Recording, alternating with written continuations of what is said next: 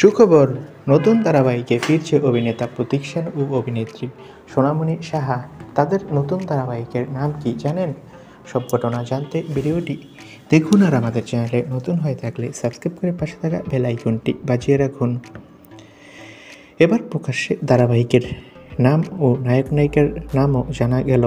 Look set চলছে জোর কদমে। শোনা যাচ্ছে ছোট পর্দার জনপ্রিয় মুখ সোনামণি সাহা আর প্রতীক সেন নতুন ধারাবাহিকে ফিরছে। প্রতীক সোনামণি জুটিকে দর্শক প্রথমে দেখেছিল শঙ্খ ও মোহর রূপে, তারপর বন্ধ হয়ে যায় সেই ধারাবাহিক। সোনামণি ফের এক্কা দোক্কায় ফেরে। এই ধারাবাহিকে সোনামণির সঙ্গে জুটি বাঁধেন সপ্তর্ষি মৌলিক, কিন্তু খেপে ওঠেন প্রতীক ও সোনামণি জুটির ভক্তরা।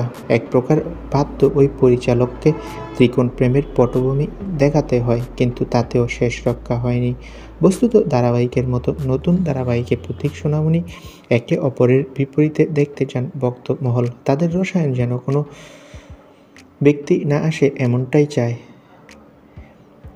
তাই বাধ্য হয়ে দিতে হয় দুজনকে নতুন ধারাবাহিকে।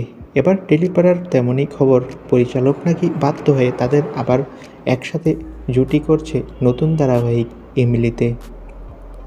টেলিমলে জল্পনা, এই ধারাবাহিকের মুখ্য ভূমিকায় অভিনেতা সোনামণি সাহা আর প্রতীক সেনকে দেখা যাবে।